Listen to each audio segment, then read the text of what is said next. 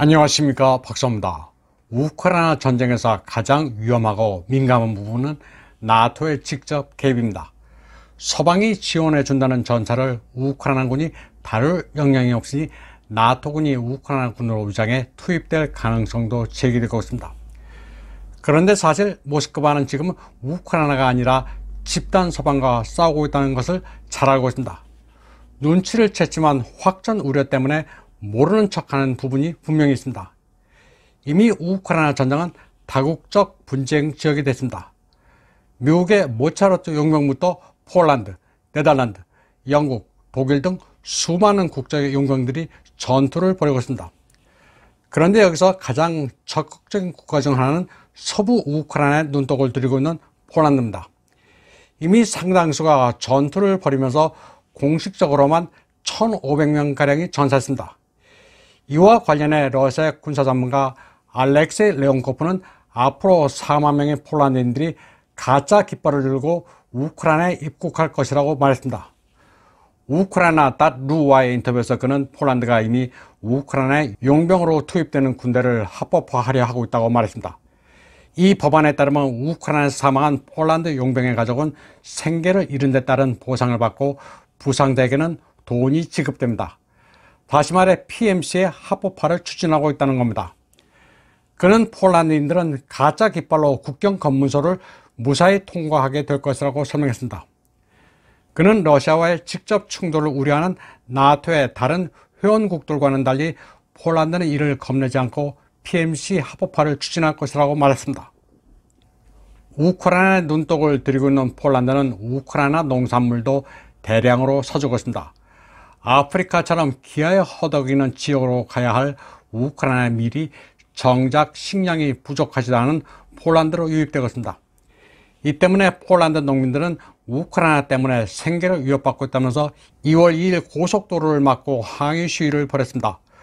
폴란드 포털 RMF는 동부 국경에서 발생한 농민들의 항의를 전하면서 올리가르히가 아닌 우크라이나인들을 돕고 싶다는 그들의 구호를 설명했습니다. 우크라이나인들을 돕고 싶지 않다는 게 아니라 유통 질서만은 바로 잡아야 한다고 폴란드 농민들은 호소했습니다. 우크라이나 밀이 들어오는 바람에 폴란드산 밀이 톤당 1,000질로티, 한화 28만 원에도 팔리지 않는다면서 이대로 가면 농가가 파산한다고 그들은 말했습니다. 키예프 당국이 하는 짓도 수상합니다.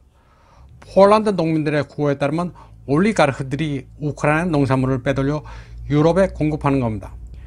폴란드의 건강한 먹을거리 생산을 방해하면서 굳이 GMO 기술이 들어간 우크라이나 농산물을 도입하는 이유를 모르겠다는 겁니다.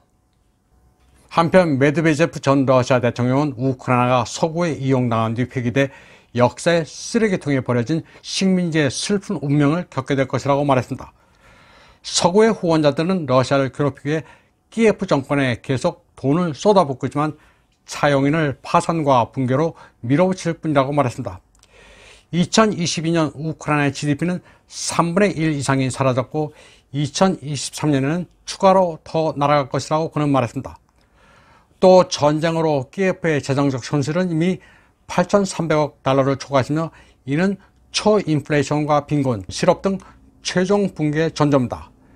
메드베제프는 그동안 키예프 정권이 서방의 지원을 받아 승리할 때까지 싸우겠다고 했지만 그들의 경제는 빠르게 악취나는 먼지로 변하고 있다고 말했습니다. 그는 골드만삭스의 계산을 인용해 우크라이나 산업 잠재력의 40%와 GDP의 15%를 제공하는 영토가 없는 상태라고 설명했습니다. 또 무엇보다도 12조 달러에 달하는 광물 매장량에 접근할 수 없게 됐습니다. 석유 매장량의 63%와 금속 매장량의 42%를 잃었습니다. 농업도 심각한 손실을 입어 2022년 밀 수확량은 전년 대비 40% 이상 감소한 1,940만 톤, 옥수수는 48% 감소한 1,840만 톤을 기록했습니다. GDP는 2천억 달러에서 1,300억 달러로 3분의 1이 감소했습니다. 그리고 공공부채도 현재 1,070억 달러에서 1,800억 내지 2,000달러로 증가할 수도 있습니다. 키예프 정권의 부채는 국가 경제 규모의 1.5배를 초과할 것으로 예상됩니다. 우크라이나는 그동안 적극적인 돈 인수를 통해 재무부에 자금 부족을 부분적으로 충당했습니다. 최고 라다의 야로슬랍 젤레지니악에 따르면 2022년 2월 24일 이후 키예프 정부는 4천억 흐리브냐 108억 3천만 달러에 상당하는 돈을 찍어냈습니다. 무담보 통화 공급이 크게 늘면서 우크라이나의 인플레이션은 2022년 26.6%에 달했습니다. 그러다가 2023년에는 돈 인쇄를 중단하기로 했습니다. IMF와 협력을 유지해야 하기 때문이라고 합니다. 그러면서도 우크라이나는 헛꿈을 꾸고 있습니다. 러시아를 이기면 배상금을 받아낼 수 있을 것으로 착각하고 있습니다. 그리고 우선 되는 대로 서방이 동결한 러시아 자산을 받아 쓴다는 계획입니다. 우어줄라 폰데어라이엔은 제재가 나중에 해제되더라도 러시아가 우크라이나에 입힌 피해는 보상을 해야 한다면서 동결 자금을 써도 괜찮다는 황당한 소리를 했습니다.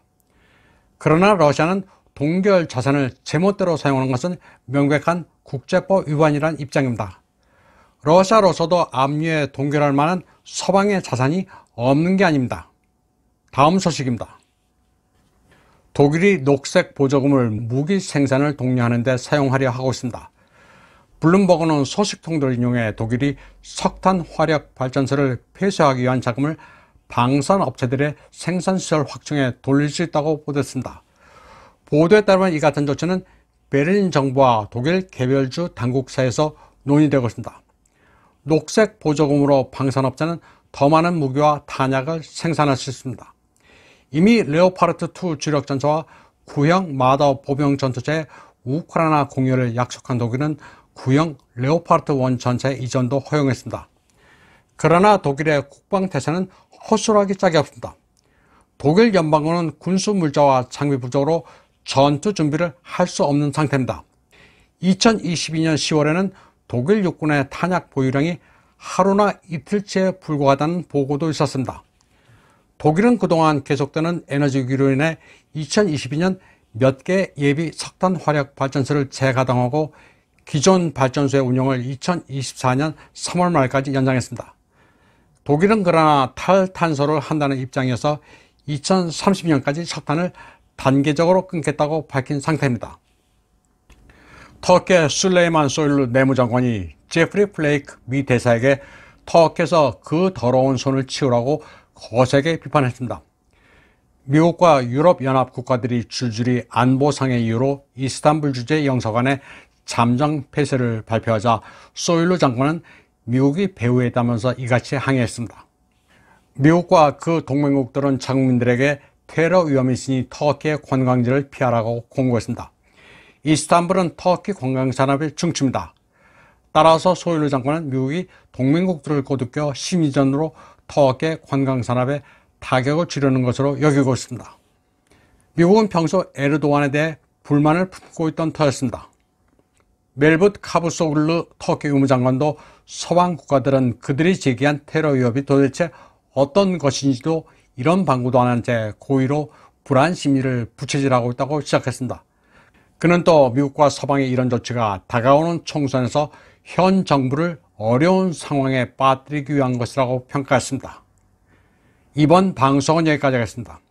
시청해주신 여러분 감사합니다.